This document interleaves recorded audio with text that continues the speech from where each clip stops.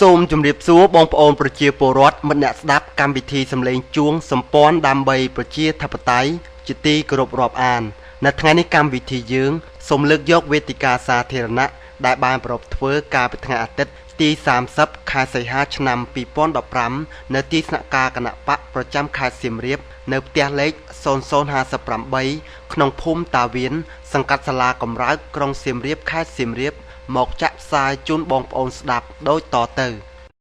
ជាបឋមខ្ញុំប្រកាសណាខ្ញុំបាទខំវាសនាសូមលំអរកាយគ្រប់ថ្វាយបង្គំប្រគុណចាស់ព្រះធរានុធរៈគ្រប់ព្រះអង្គដែលព្រះអង្គកំពុងតែគង់ជីវត្តមានក្នុងវេទិកាសាធារណៈនេះជាទីគោរពសក្ការៈសូមគោរពបងប្អូនក្មួយៗទាំងអស់ដែលមានវត្តមាននៅទីនេះជាទីគោរពនិងជាទីរាប់អានចំពោះអ្នកគ្រប់គ្រងគណៈបកសង្គ្រោះជាតិជាទូទៅពួកគេមានអារម្មណ៍ថាបើទុកឲ្យគណៈបកប្រជាជនកាន់ការងារប្រទេសជាតិបន្តទៅទៀតទៅប្រទេសខ្មែរនឹងត្រូវខ្ទេចខ្ទាំអស់ហើយអំពើពុករលួយកាន់តែរីកដុះដាលជីវភាពរបស់ប្រជាពលរដ្ឋកាន់តែដុនដាបបរទេសខាងកើតកាន់តែលុកលុយប្រទេសកម្ពុជា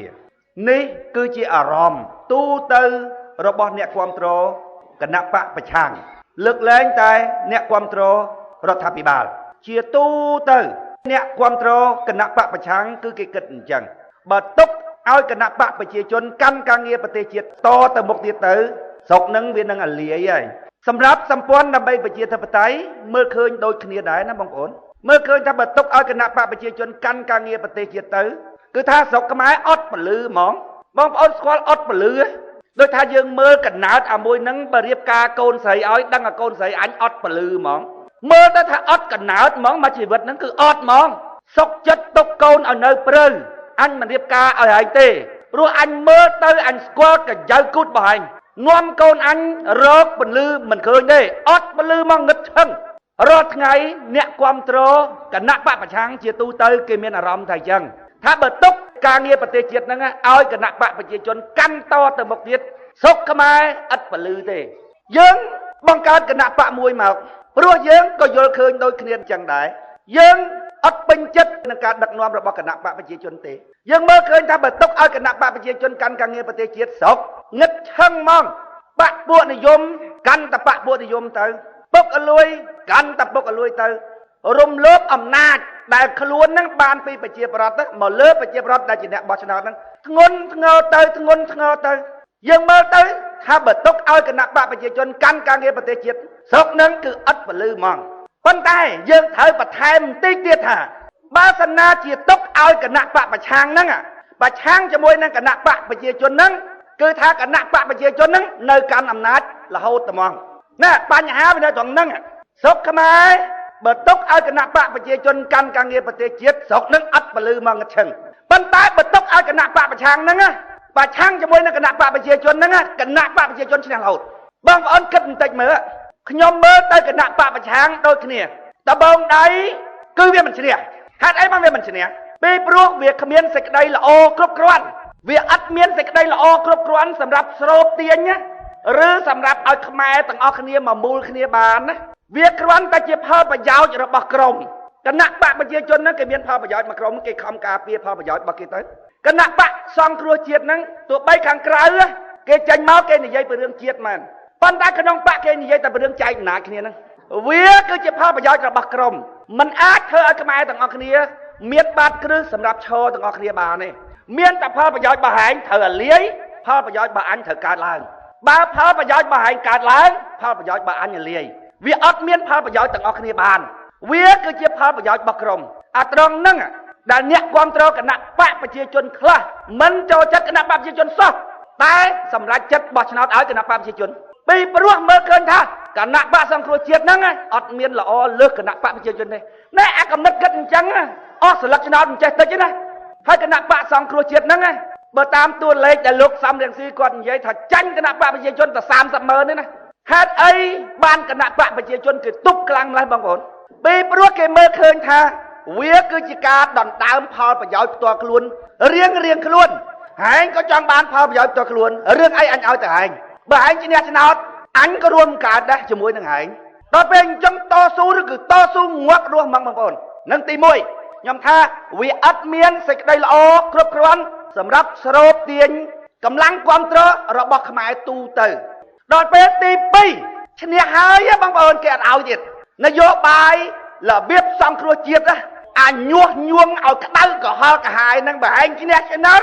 ក៏អញមិនឲ្យទៀតអានឹងលំដាប់ទី2ដល់លំដាប់ទី3ឲ្យហើយកាន់ការងារប្រទេសជាតិកើតទៀតមិនបាច់មើលអីទេមើលតែខ្មោចទួហ្នឹងមួយនិយាយពីម៉ែអាទៀមទាសុំទួអូបើគេមិនឲ្យមានពាក្យនិយាយដល់ពេលគេឲ្យឃើញវាអត់កណ្ដាលដែរវាមានធ្វើស្អីកើតគ្រាន់តែខ្មោចទួមួយហ្នឹងនឹងគណៈបកប្រជាជនគេមិនទាន់ធ្វើបាបផងដើរលក់ហ៊ុនធ្វើភាគហ៊ុនដើម្បីឲ្យប្រជាពលរដ្ឋហ្នឹងចូលទិញហ៊ុនអាទួមួយហ្នឹងគេថាអស់ប្រហែល3លានខ្ញុំថាងាប់បើគណៈបកប្រជាជនគេចង់ធ្វើបាបគេដាក់តែ2លានទៅ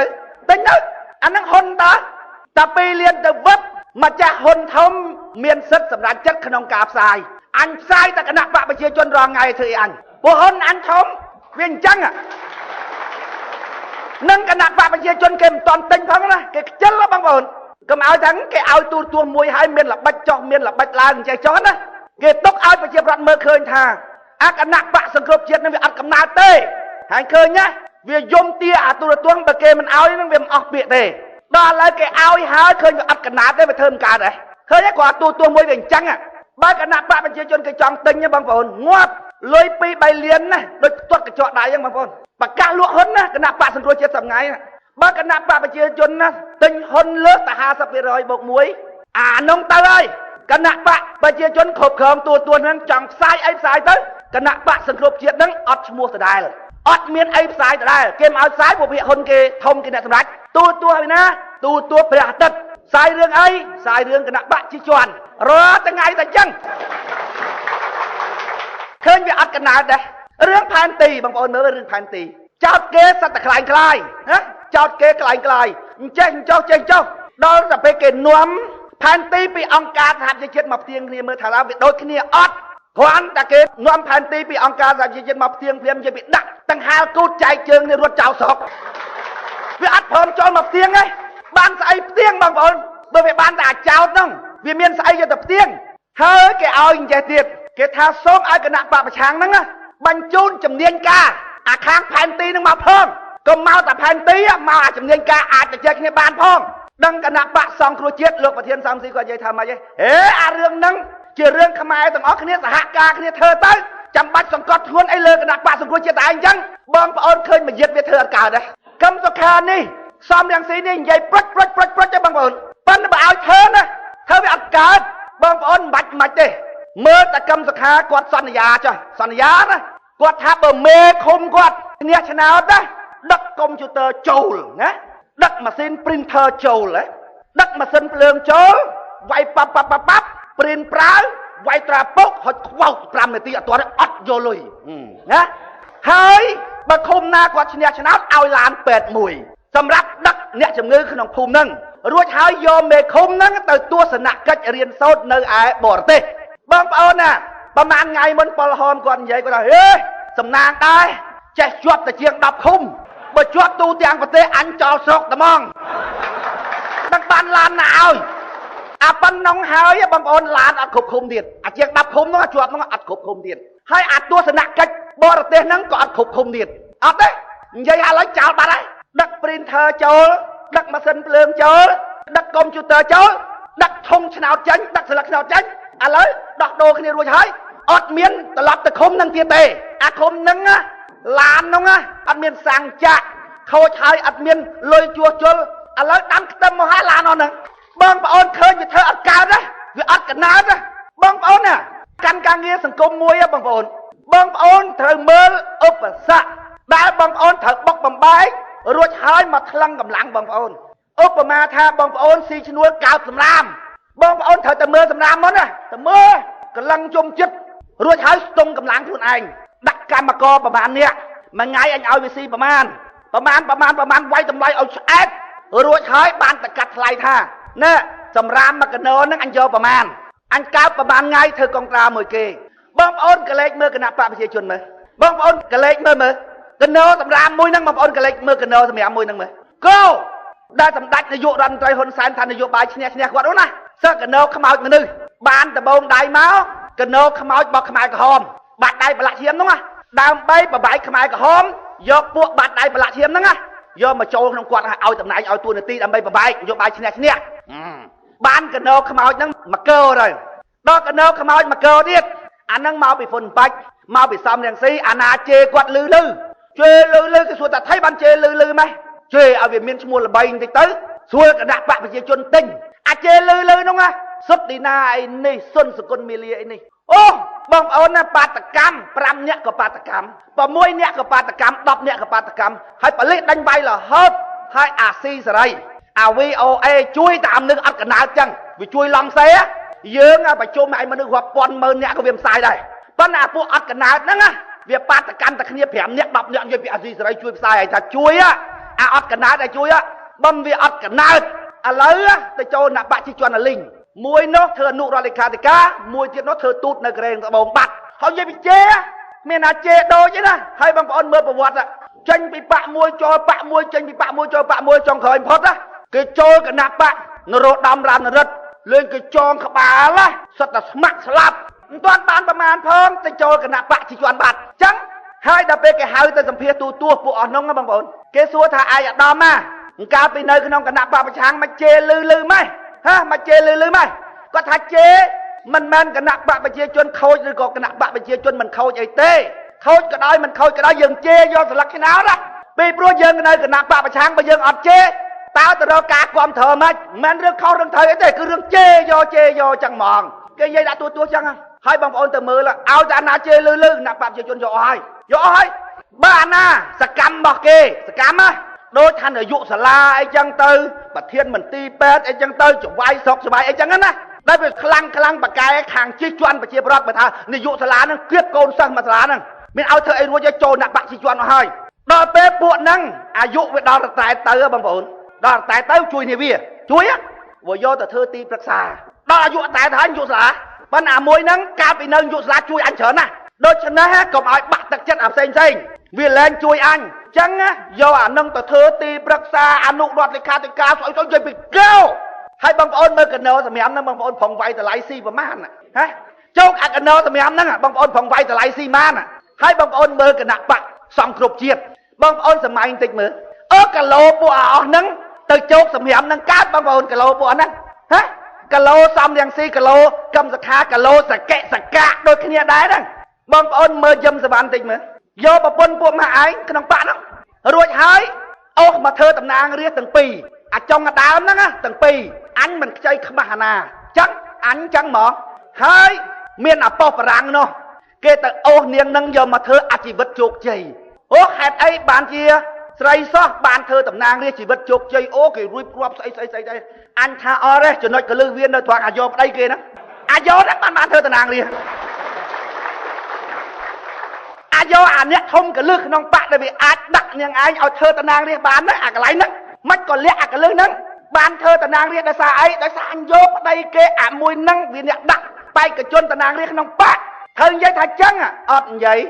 យាយពីពុកឲ្យលួយបាក់ពួកអ៊ំគំខ្ញុំមានកូន2មកគ្រឿងនោះដើរទៅវាយបាល់មិនធ្វើអីទេឥឡូវអស់មកធ្វើតំណាងរាស្ត្រទាំងពីរអូខេហ្មងអូអញ្ចឹងយកទៅលៀងគណៈបកប្រជាជនដោយកណោសម្រាមកាត់ហ៎មកកណោខ្មោចងាប់គណៈបកប្រជាជនណាមកកណោខ្មោចងាប់នៅភូមិនៅឃុំណាបងប្អូននៅតាមស្រុកស្រែណាបងប្អូនដល់ពេលយើងចំណីអាហារហ្នឹងវាអន់ពេកទៅស៊ីវាមិនគ្រប់ស៊ីវាមិនគ្រាន់ថែរក្សាសុខភាពគេថាស្រុកខ្មែរបងប្អូនគេគិតមធ្យមទៅ50ងាប់ហើយអាយុ50ងាប់ហើយអញ្ចឹងដើរទៅក្នុងភូមិចាស់អស់ហើយប៉ុន្តែទៅកោឲ្យរដ្ឋសភានោះទៅកោឲ្យព្រឹទ្ធសភានោះអាខ្លះវាចមកជាហៀងយូរកបោកចឹងទៅក្នុងរដ្ឋសភាហ្នឹងអើយអញហើយហើយអញ្ចឹងគេថាអូគណៈបកនឹងសម្បូរធនធានមនុស្សខ្ញុំថាកណោខ្មោចងាប់អូពីនេះអូពីនោះនយោបាយឈ្នះគាត់នោះគាត់បំបាយគេបានដើម្បីបំបាយបានវាមិនត្រូវយកតំណែងយកតួនាទីទៅស្ទូចស្រុកគេគណៈរដ្ឋមន្ត្រី20នាក់ជាង40នាក់ជាងហើយប្រជាប្រដ្ឋគេណា200លាននាក់100លាននាក់90លាននាក់ហើយគណៈរដ្ឋមន្ត្រីគេ20នាក់ជាង40ជាងឯងប្រជាប្រដ្ឋ4ដល់10លាននាក់គណៈរដ្ឋមន្ត្រីជាង400អត់ទាន់គិតទីប្រឹក្សាទេហើយអង្គការគាត់និយាយថាពួកអស់នេះបតេងបតោងទីប្រឹក្សាស៊ីលុយរដ្ឋអត់គិតគូថាលុយនឹងលុយរដ្ឋអីទេដល់ពេលគាត់ បានធ្វើអនុប្រធានរដ្ឋសភាបងប្អូននិយាយពីតែងតាំងគាត់នោះព្រឹទ្ធបងដៃជាង20នាក់គាត់ទីប្រឹក្សាគាត់អំខាបងប្អូនណាដូចខ្ញុំនិយាយខាងដើមចឹងអញរៀបការកូនអញមើលទៅអត់ពលឺហ្មងអញបោះឆ្នោតឲ្យសង្គ្រោះជាតិអញមើលទៅអត់ពលឺហ្មងដឹងត្រង់ណាទៅបោកគណៈបកប្រជាជនបានបងប្អូនកន្លែងណាទៅបោកបានសំរងស៊ីកម្មសខានេះបងប្អូនណាខូច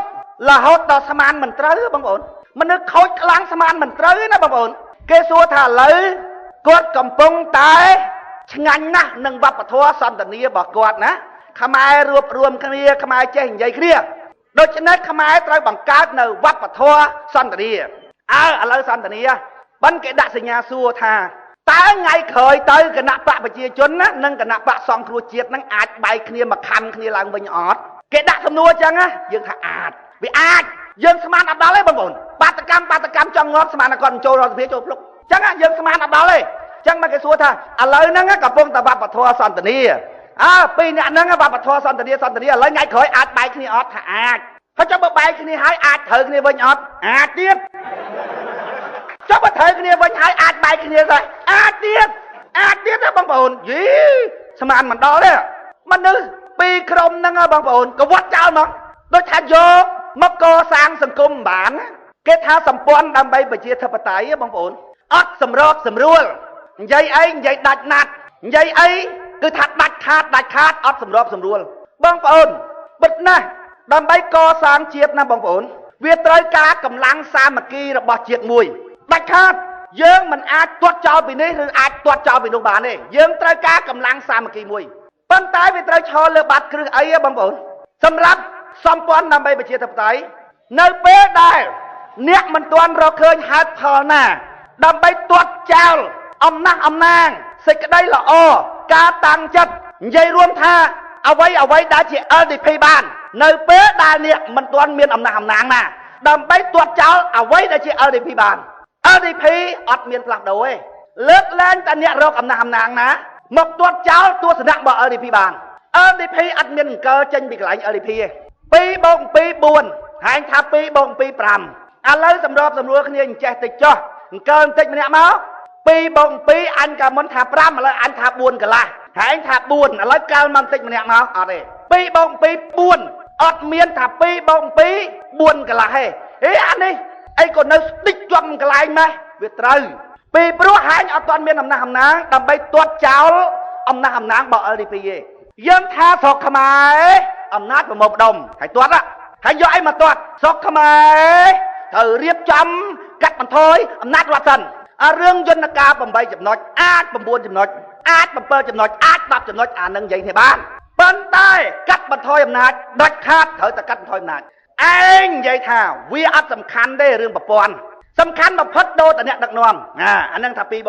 5យើងថាអត់ទេសំខាន់ប្រព័ន្ធប៉ុន្តែអាចកាត់ជាយន្តការ8ចំណុច9ចំណុច10ចំណុចឬ7ចំណុចអានឹងយើងអាចនិយាយគ្នាបានតែរឿងកាត់បន្ថយអំណាចដាច់ខាតត្រូវតែកាត់បន្ថយអំណាចទេអង្កលបន្តិចមកយើងចេះឲ្យគេចោះអង្កលបន្តិចមកអត់ស្រុកខ្មែរត្រូវតែរៀបចំវិធានការឲ្យអ្នកដឹកនាំនឹងកាន់ការងារប្រទេសជាតិដោយមានការភ័យខ្លាចរហូតកាន់មិនស្រួលងាប់កាន់មិនស្រួលជាប់គុកកាន់មិនស្រួលបាតកម្មទម្លាក់ពីតំណែងដើម្បីធ្វើអញ្ចឹងបានតើកាត់បន្ថយអំណាចរបស់នាយករដ្ឋមន្ត្រីយើងយល់ថាអញ្ចឹងបើអ្នកឯងមានហេតុផលដើម្បីទាត់ចោលគំនិតរបស់យើងនៅលើតុមូលទៅចែកគ្នាអូខេយើងទាត់ចោលតែនៅពេលដែលអ្នកឯងមិនទាន់មានហេតុផលដើម្បីទាត់ចោលអូខេ LDP នៅកន្លែង LDP ដដែលនឹងគោលដៅរបស់យើងត្រូវធ្វើឲ្យបានសម្រេចចំណុចចាប់ផ្ដើមរបស់យើងថាវាយក្បាលនេះយើងថាវាយក្បាលនេះកំប៉ះរះអីរះលោកចេះណាខ្ញុំថាអត់ទេវាយក្បាលនេះហ្នឹងហ្មងពីព្រោះវាល្ងើណាស់ល្ងើសពល្ងើខ្លះល្ងើមិនចូលរួមហ្មងវាគិតតែប្រយោជន៍តខ្លួនមកវាមិនដែលរវល់អាណាទៅងាប់ឯណាងាប់ទៅប្រទេសហ្នឹងប្រទេសរបស់វាដែរវាមិនដែលខ្វល់គេថាកុំវាយរះទៀតយើងថា2 + 2 4ទៀតយើងថាដាក់ក្បាលរះពីព្រោះប្រទេសហ្នឹងជាប្រទេសរបស់យើងទាំងអស់គ្នាត្រូវឲ្យរះចូលរួមហើយតែនិយាយដល់ការចូលរួមរបស់រះហើយគេនិយាយអំពីចំណេះដឹងរបស់អ្នកចូលរួមហើយចុះបើហែងទៅហែងអត់មានបញ្យល់នេះឲ្យចេះអីផងហ្នឹងហែងទៅអូសយកតែស្លឹកឆ្នោតហ្នឹងហើយហែងឲ្យយើងសម្របសម្រួលគ្នាដើម្បីឲ្យកើតសាមគ្គីអត់ទេសាមគ្គីយើងត្រូវការណាស់ប៉ុន្តែវាត្រូវឈលលើគោលអីឲ្យច្បាស់លាស់យើងឈលលើគោល LDP ហ្នឹង LDP គឺអញ្ចឹងគោលដៅអញ្ចឹង ចំណុចចាប់ផ្ដើមគឺត្រូវវាយរារួចហើយយកកម្លាំងរបស់រាមកចូលរួមសពថ្ងៃអញ្ចឹងបងប្អូនមានគណៈបកណាធ្វើបានប្រជាប្រដ្ឋចូលលុយមានគណៈបកណាធ្វើបានមានតែសម្ព័ន្ធដើម្បីប្រជាធិបតេយ្យដែលអាចធ្វើបាន LDP មិនផ្លាស់ប្ដូរសោះឡើយក្នុងករណីដែលហែងមិនទាន់រកហេតុផលដើម្បីមកទាត់ចោលហេតុផលដ៏ត្រឹមត្រូវរបស់ LDP ចំណុចចាប់ដើមដល់អេរយាប័តនយោបាយវិញបងប្អូនយើងយល់ថាធ្វើដោយសំរងស៊ីនឹងគ្រោះថ្នាក់ណាស់ជាពិសេសមិនគ្រោះថ្នាក់សំរងស៊ីកម្មការទេគ្រោះថ្នាក់អាអ្នកចូលរួមងាប់អស់ហើយព្រោះលោកនាយករដ្ឋមន្ត្រីហ៊ុនសែនដូចខ្លាអញ្ចឹងបងប្អូននៅក្រៅត្រង់ណាគេប៉ាវកងប៉ាវខ្មោះរកពីណាទៅដាក់សំណាញ់ចាប់ខ្លាហើយនេះលោកម្ដងងាប់កូនពី3លោកម្ដងងាប់កូនពី3បើងាប់កូនវាមិនអី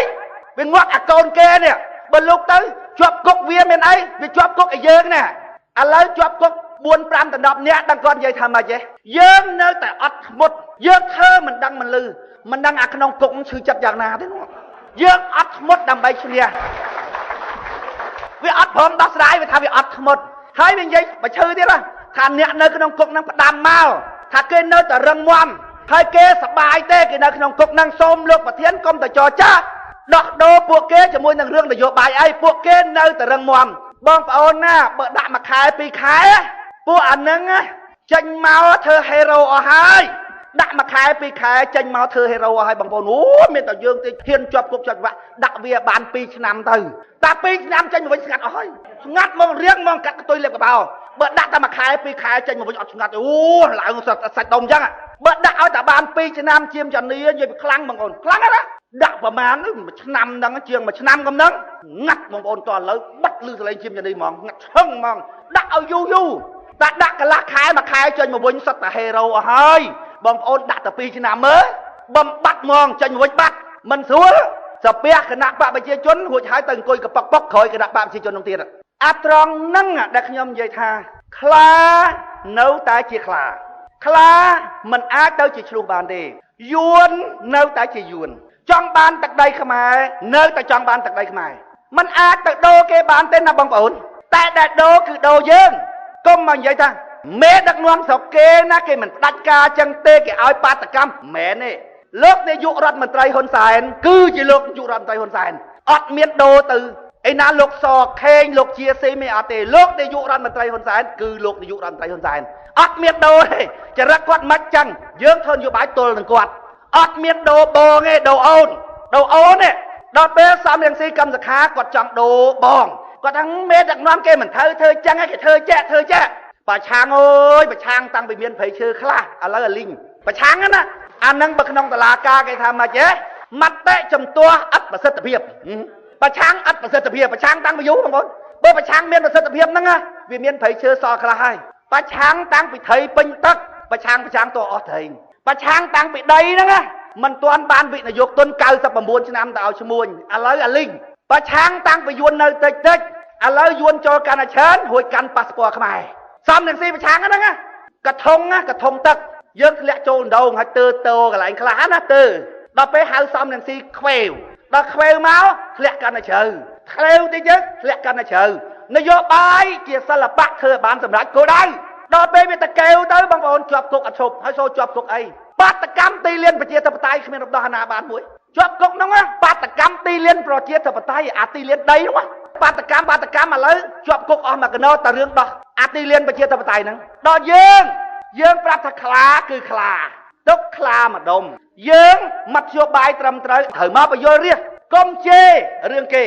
យួនគឺយួនចង់បានដីយើងគឺចង់បានដីយើងលោកនាយករដ្ឋមន្ត្រីហ៊ុនសែនគឺលោកនាយករដ្ឋមន្ត្រីហ៊ុនសែនអាណាធ្វើឲ្យប៉ះគាត់ក្តៅអញ្ចឹងគាត់ធ្វើអញ្ចឹងនឹងលោកនាយករដ្ឋមន្ត្រីហ៊ុនសែនឲ្យច្បាស់ដូច្នេះយើងត្រូវធ្វើនយោបាយផ្សេងណាយើងសំពងតកូនចៅរបស់យើងឥឡូវហ្នឹងមានឱកាសសំពងច្រើនណាបងប្អូនពីព្រោះគាត់កំពុងតែជាប់ដៃជាមួយសំរងស៊ីកម្មសខាកណ្ដុងពងបែរទៅក្នុងដល់ពេលឯនងដួលហើយកណ្ដុងបែរមកយើងថ្ងៃណាក៏និយាយធរថ្ងៃណាក៏និយាយពីមេរៀនជីវិតហើយបាត់នយោបាយទៅណាហើយចង់ស្ដាប់ទៅស្ដាប់ឲ្យ YouTube មុនណា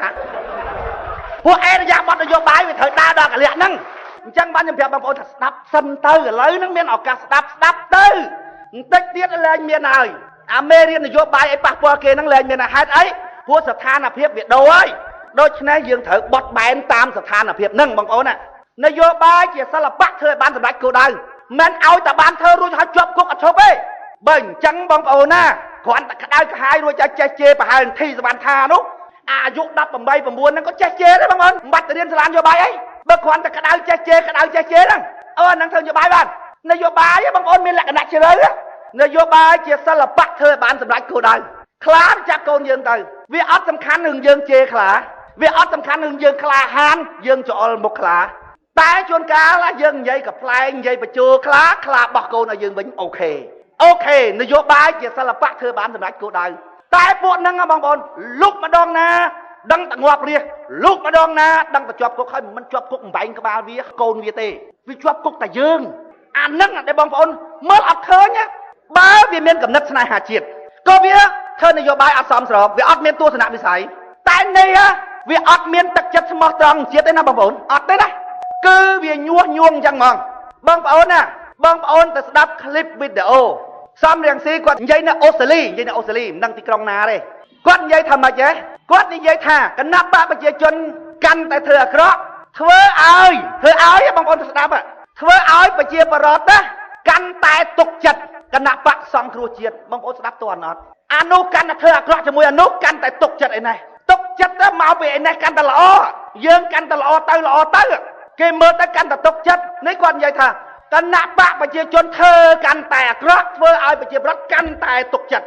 មិនចឹងបងប្អូនមិនតែកាន់តែទុកចិត្តយើងចឹងយើងអត់មានធ្វើអីប៉ុណ្ណឹងអត់មានបង្ហាញថាអូយើងឥឡូវហ្នឹងវាល្អជាងមុនវាចេះឲ្យប្រជាពលរដ្ឋទុកចិត្តអត់គាត់និយាយថាគណៈបកប្រជាជនកាន់តែធ្វើអាក្រក់ប្រជាពលរដ្ឋកាន់តែទុកចិត្តយើងបិទបាំងបេះដូងអត់បានណាបងប្អូនមនុស្សសំរៀងស៊ីមនុស្សកម្មសខានេះមនុស្សមរៀលបងប្អូនអាណាបកែបោកអាណាបកែកលិចកលុចជាងគេស្រុកខ្មែរល្បីជាងគេហ្មងស្រុកខ្មែរអញ្ចឹងអត់ចេះធ្វើនយោបាយរួចហើយចូលរួមនឹងនយោបាយប្រជាពលរដ្ឋខ្មែរនយោបាយជាសិល្បៈធ្វើបានសម្រេចគោលដៅយើងគេសួរថាតើត្រូវធ្វើម៉េចទប់ទល់ជាមួយនឹងគណៈបកប្រជាជនដែលខ្ញុំនិយាយថាបើទុកឲ្យគណៈបកប្រជាជនកាន់ការងារប្រទេសជាតិស្រុកនឹងអាលាយហើយប៉ុន្តែបើទុកឲ្យគណៈបកប្រឆាំងជាមួយនឹងគណៈបកប្រជាជនឈ្នះរហូតបងប្អូនគិតហេតុអីបានខ្ញុំថាអញ្ចឹងបងប្អូនមើលទេដែលខ្ញុំនិយាយមិញទី1វាមិនឈ្នះទី2ឈ្នះគេមិនឲ្យ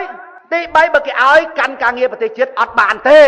ពីព្រោះគណៈបកប្រជាជនដូចកណ្ដោខ្មោចងាប់ហើយសំរងស៊ីកម្មសខាសិតតែកណ្ដោខ្មោចងាប់ដូចគ្នា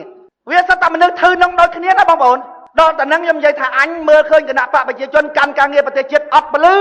តែមើលគណៈបកសង្គ្រោះជាតិកាន់ការងារប្រទេសជាតិអត់ពលឺដូចគ្នាគេថាអ្នកប្រាជ្ញអ្នកខ្លាំងមើលដំណើ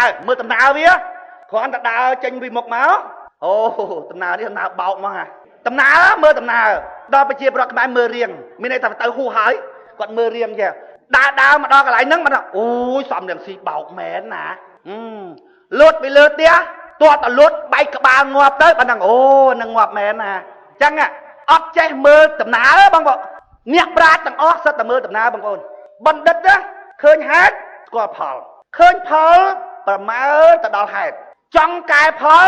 កែហេតុដែលហៅថាហេតុដែលយើងអាចកែបានទៅមើលហេតុណាដែលស្ថិតក្នុងកណ្ដាប់ដៃរបស់យើងដូចថាគណៈបកប្រជាជនគេផ្ដាច់ការកែមិនបានទេអានឹងហេតុទៅលើដៃគេ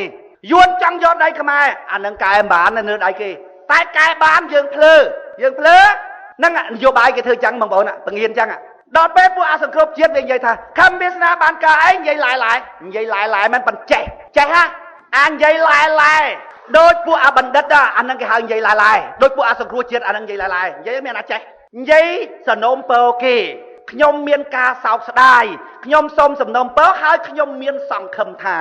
តែប្រាំងបងប្អូនស្ដាប់ទៅមានចេះណាអត់តែយើងចេះ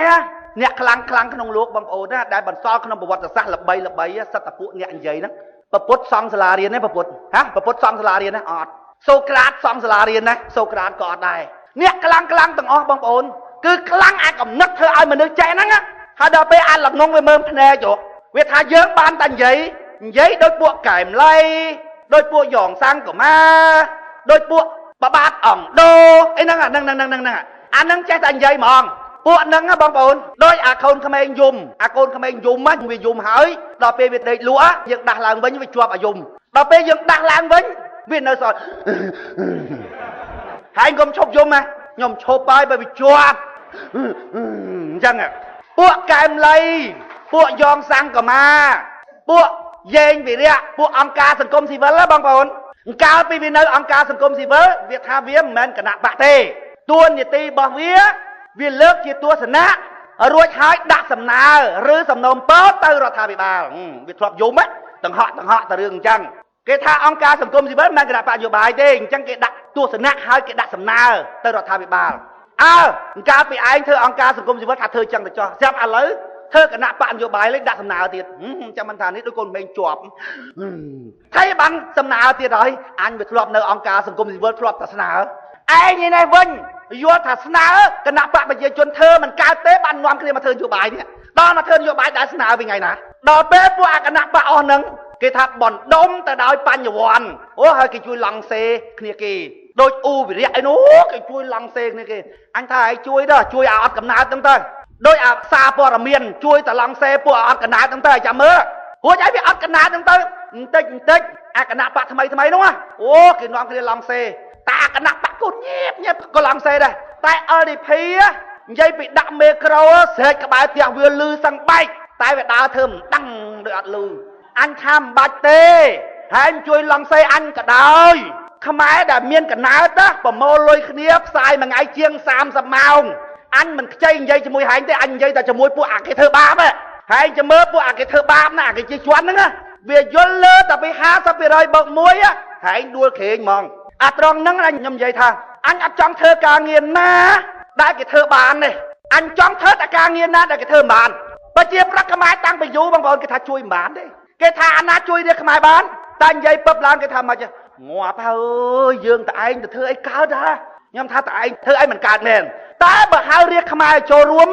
គឺអាចធ្វើកើតហ្មងបងប្អូនតែសំខាន់ទី1អ្នកត្រូវច្បាស់លើដួងចិត្តរបស់ខ្លួនថាអ្នកពិតជាអត់ចង់បានអីមែនចង់តែជួយគេចង់តែឲ្យគេយល់ច្បាស់ក្នុងចិត្តហ្មងអត់ច្រឡំទេហែងមិនយល់ពីអញអត់សំខាន់ទេតែអញយល់ពីខ្លួនអញថាអញ្ចឹងទី1ដល់ទី2ច្បាស់ថាសុខខ្មែរត្រូវទៅផ្លូវហ្នឹងសុខខ្មែរត្រូវទៅផ្លូវហ្នឹងបាក់ថាត្រូវតែទៅផ្លូវហ្នឹងរួចហើយធ្វើការងារដើម្បីបម្រើទស្សនៈរបស់យើងទស្សនៈវិស័យមានន័យថាយើងមានទស្សនៈថាត្រូវធ្វើចឹងត្រូវធ្វើឲ្យខ្មែរឈប់ល្ងងរួចហើយយើងបានធ្វើការងារបម្រើទស្សនៈរបស់យើងហៅថាទស្សនៈវិស័យយើងយល់អញ្ចឹងបានសពថ្ងៃបងប្អូនអាណាគេនិយាយពីរដ្ឋាភិបាលសំណុំពរអីកសែតចុះពីរឿងគេខ្ញុំថាទុកឲ្យម្ដុំទៅយើងអត់ខ្វល់ទេបងប្អូនអត់ខ្វល់យើងបញ្ជ្រាបតែការយល់ដឹងទៅដល់ប្រជាពលរដ្ឋដល់ឥឡូវបងប្អូនខ្ញុំឃើញតាណាវាទៅតាណាវាទៅតាណាកូនក្តាមកាយដីគេកាយអេសកាដល់ពេលយើងកូនក្តាមកាយខ្ញុំបងប្អូនហើយទៅដល់កលៀតណាក៏ដោយឥឡូវសឹងថាយកកម្មាគ្របមុខមកសល់មិញទៅទិញអាស័យជាយដែរនោះនឹកឃើញតែគេមិនស្គាល់ទេស្រាប់គេកេះគ្នាមើលខំឆ្នាដំណើរដបងដៃវាចឹងបងប្អូនដបងដៃមិនបាច់ធ្វើអីទេបងប្អូនឲ្យតែវាអង្គើឲ្យតែវាបានស្គាល់យើងវាជេរក៏ដោយឲ្យវាបានស្គាល់យើងសិនឲ្យវាជេរវាអីក៏ដោយដបងដៃវាត្រូវដំណើរវាត្រូវទៅអញ្ចឹងសិនវាត្រូវជេរសិនវាឆ្លងកាត់អានឹងសិនដល់អាជេររួចហើយវាចឹងអានឹងវាជេរស្អីវាអានឹងវាស្អីវាបាច់ស្ដាប់បន្តិចមើលតែស្ដាប់យល់ហើយមនុស្សតែយល់ហើយបងប្អូនណាមនុស្សតែយល់ហើយអត់នៅស្ងៀមទេវាដើរកេះអាយើងអត់មាត់ផងនោះវាដើរកេះគ្នាវានោះមនុស្សតែយល់ហើយបងប្អូនឃើញប្រយោជន៍ខ្លួនឯងដើរកេះឥឡូវដល់ដំណាក់កាលហ្នឹងនៅឯបាត់ដំបងបងប្អូនយើងអាណត្តិមុនខ្វះ20 30មកឃុំបានក្រុមប្រឹក្សាឃុំខ្វះ20 30ហើយក្រុមប្រឹក្សាឃុំបើយើងរៀបអត់អស់ទេអាណត្តិនេះចិត្តម៉ត់ទៅបងប្អូនចិត្តម៉ត់ហើយដល់អគណៈបកប្រជាធិបតេយ្យមូលដ្ឋានគេនោះវារៀបអត់បានដល់វារៀបអត់បាននឹងវានិយាយថាម៉េចទេយើងធ្វើ10ឃុំគំរូសិនអញថានេះគ្រាន់តែនិយាយហ្នឹងកុំទុកផ្លូវខ្លួនឯង10ឃុំគំរូបើថា10ឃុំសាកលបងធូរណាបងប្អូនសាកលបងវាអាចខុសវាអាចត្រូវគំរូអញចាំមើលគំរូឯងមើលអាគំរូតែគំរូគេមើលយើងថាធ្វើ10ឃុំសាកលបងសិនទៅណារៀងធូរនេះ10ឃុំគំរូចាំមើលវាមានសាលារៀនប្រហែលទីពេទ្យប្រហែលវាគំរូហ្នឹងអញចាំមើល10ឃុំគំរូហេតុអីបើវាថាធ្វើ10ឃុំគំរូព្រោះរកអត់បាននិយាយឡើងនិយាយមកមើលបងប្អូននិយាយមកមើលយើងទៅភូមិទៅឃុំបញ្យល់ប្រជាប្រដ្ឋឲ្យចេះស្នេហាចិត្តឲ្យចេះងើបធ្វើខ្ញុំថាអូយលោកឲ្យលោកអញ9ឆ្នាំមិនស្រួលទេឲ្យប្រជាពលរដ្ឋយល់អំពីសិទ្ធិជាម្ចាស់យល់ពីប្រយោជន៍ការលះបង់ដើម្បីមាតុភូមិរបស់ខ្លួនមិនងាយទេបងប្អូនហើយទៅនិយាយ4-10ម៉ាត់ បើលោកកែមឡៃផងសុំទោសលោកអើយលោកនឹងនិយាយថាម៉េចមានពេលខ្លះគាត់វាយយើងដែរដល់ពេលខ្ញុំតបទៅវិញខ្ញុំថាអើយរកវាយគាត់មិនកើតតារឿងត្រង់ល្ងងនឹងហ្មងបងងងដល់ពេលចឹងដឹងវាយម៉េចបងប្អូនណាគេនិយាយពីសិទ្ធស្មើគ្នា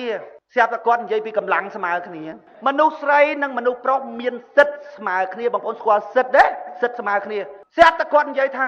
មនុស្សប្រុសឡើងថ្នោតបានមនុស្សស្រីក៏ឡើងថ្នោតបានដែរចុំអាមកចឹងបងប្អូនអានឹងកម្លាំងស្មើគ្នាតើមនុស្សស្រីហើយនឹងមនុស្សប្រុសឯណាកម្លាំងស្មើគ្នាបងប្អូនក៏ច្រឡំសិទ្ធចង់និយាយថាបើប្រុសគេឡើងដើមថ្នោតគេគ្មានខាត់មនុស្សស្រីឯងទេចង់ឡើងទៅសិទ្ធណាបើប្រុសហ្នឹងឈរជាប្រធាននាយកប្តីបានណាស្រីក៏ឈរបានដែរបើប្រុសលែងប្រពន្ធបានណាមនុស្សស្រីក៏លែងប្តីបានដែរបើប្រុសមានសិទ្ធិកាប់ដីស្រីក៏មានសិទ្ធិកាប់ដីទៅបើគេឡើងថ្នោតបានណាមនុស្សស្រីក៏ឡើងថ្នោតបានដែរបានមានន័យថាសិទ្ធិស្រាប់តែគាត់មិននិយាយសិទ្ធិគាត់ថាយីមនុស្សប្រុសអាចធ្វើអីបានមនុស្សស្រីក៏អាចធ្វើនឹងបានដែរដូចមនុស្សប្រុសអាចឡើងតាមថ្នោតមនុស្សស្រីក៏អាចឡើងបានដែរចុំគាត់នេះអត់បានបែងចែកសិទ្ធិលេងបែងចែកកម្លាំងហ្មងដល់គេគាត់ឧទាហរណ៍គាត់ឧទាហរណ៍ថាពីណាគេដើម្បីយកឈ្នះហ្មងម៉ែខ្ញុំគាត់ថាម៉ែខ្ញុំដើម្បីកុំឲ្យប្របាក់រពីណាម៉ែខ្ញុំធ្លាប់ឡើងថ្នោតទៅអញ្ចឹងបរោយបើស្រីនិងប្រុសវាមានកម្លាំងស្មើគ្នាបងប្អូនកីឡាទាំងអស់គេដាក់ស្រីហើយប្រុសប្រកួតគ្នាបាត់ហើយហាវាយគ្នាដោយរត់ដោយទិននេះដោយបាល់ដោយគេដាក់ចូលគ្នាបាត់ហើយនិយាយតកមូលបងប្អូនបើខ្ញុំវិញណានិយាយខុសប៉ុណ្ណឹងបងប្អូនណាខ្ញុំខ្មាស់តកូនតចៅខ្ញុំអូយសុំលុបចោលទៅអូយអញខ្មាស់ណាស់លោកឲ្យលោកគាត់អត់បងប្អូនអត់ហើយអាចឹងអីវិនណាចង់រវាយ LDP អូបថៅខិលបានបថៅខិលផងបថៅជ័រព្រោះចង់រកាប់ដៃថែប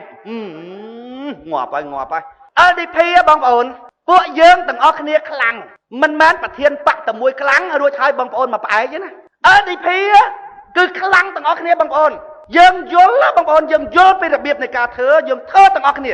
LDP ខ្លាំងមិនមែនដោយសារខ្ញុំខ្លាំងតែម្នាក់ឯងទេបងប្អូនគឺដោយសារពួកយើងទាំងអស់គ្នាខ្លាំងពួកអ្នកយល់ LDP បងប្អូនបច្ចេកទេសមែនអានឹងចាំបន្ថែមតាមក្រោយប៉ុន្តែមូលដ្ឋានក្នុងការត្រេះរិះពិចារណាបងប្អូនណាថ្នាក់បណ្ឌិតតែនិយាយឈ្នះផងហើយបងប្អូនធ្វើឲ្យតែចាប់វាបានមួយហើយវាអត់ព្រមចាញ់ទេពួកបណ្ឌិតតែវាអត់ព្រមចាញ់វារើនៅលើកន្លែងខុសគឺជាប់ផុងតារើខ្លាំងមែនទែនកាលប៉ង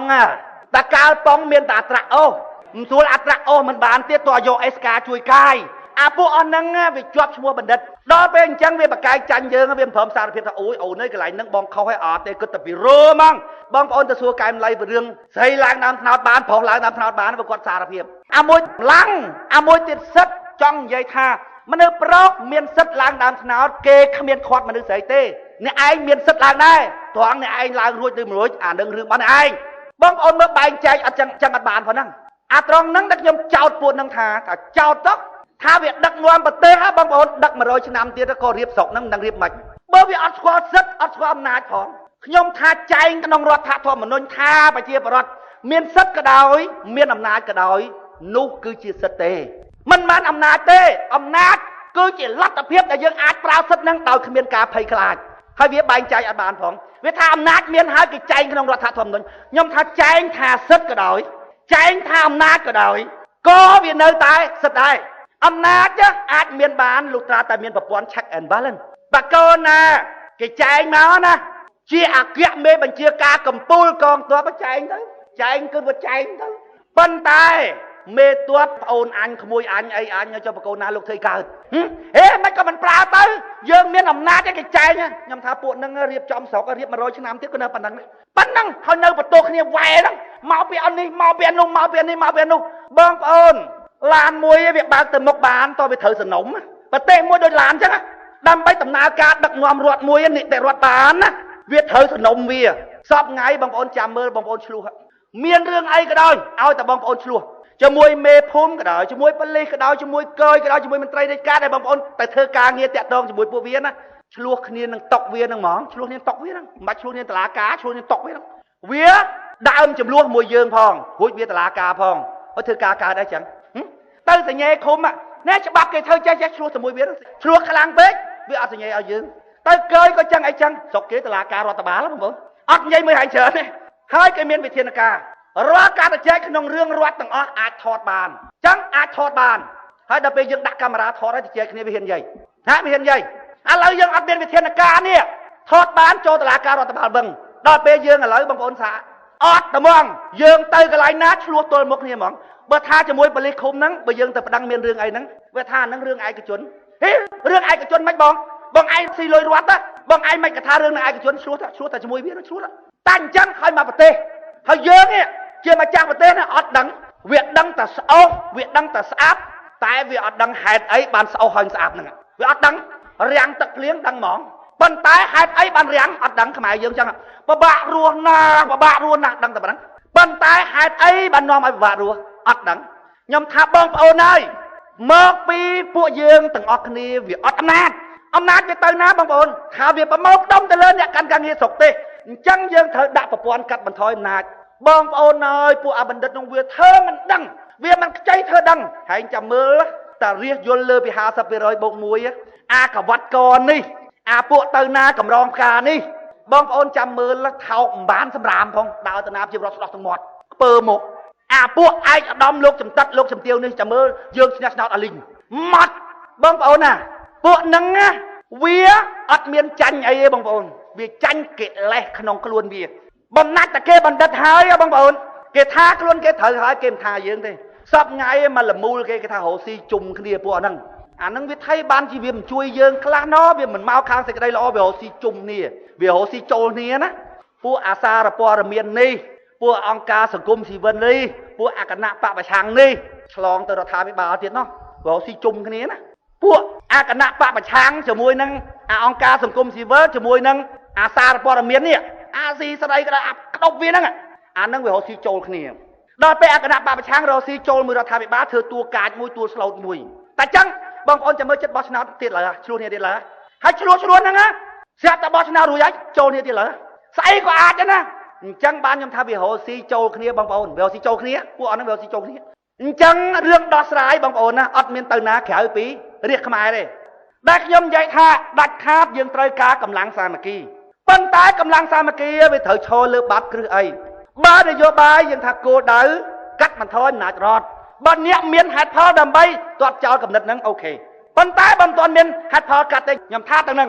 ចំណុចចាប់ដើមយើងថាត្រូវបញ្យល់រាជអេរយាប័តនយោបាយខ្ញុំថាលោកនាយករដ្ឋមន្ត្រីហ៊ុនសែនគឺជាឧបសគ្គមួយដោយខ្លាទៅជាហៀបហៀមយើងធ្វើនយោបាយទល់មួយគាត់នយោបាយជាសិល្បៈធ្វើបានសម្រាប់គោលដៅពួកគេបងប្អូនដបងដៃគេថាម៉េចទេខំវាសនាយ៉ងតែវាយគណៈបកប្រជាជនផងដល់ពេលពួកយើងលើកអំណះអំណាងថាអូយមកវាយគណៈបកប្រជាជនណាគ្មានពីណាស្មើនឹងខំវាសនាទេដឹងវានិយាយថាម៉េចទេវាយប៉ុណ្ណឹងហើយនៅតែគេមិនចាប់ដាក់គុកអត់មានរឿងទៀតទេនឹងមិនអាយ៉ងបងប្អូនណាបងប្អូនគិតទៅណាបងប្អូនវាអត់មានមើលឃើញថាគេមានសិល្បៈក្នុងការធ្វើទេអត់ទេនយោបាយជាសិល្បៈនៃការធ្វើបានសម្រាប់ទេវាអត់មានមើលកន្លែងហ្នឹងទេបងប្អូនណាកន្លែងខ្លះខ្ញុំមើលឃើញលោកនាយករដ្ឋមន្ត្រីហ៊ុនសែនណាល្អជាងសំស៊ីបងប្អូនខ្ញុំស្រឡាញ់គាត់មួយស្រឡាញ់មិនទេបើហែងល្អហែងត្រឹមត្រូវអានឹងអូខេប៉ុន្តែហែងខូចអត់ឲ្យខ្លួនទេខ្ញុំស្រឡាញ់កន្លែងហ្នឹងបងប្អូនខ្មែរយើងអត់អញ្ចឹងទេខ្មែរភាគច្រើនទូទៅក៏អត់អញ្ចឹងទេខុសដោយត្រូវដោយដឹងតែរត់គេចហ្មងខ្មែរយើងអត់អោនហ្មង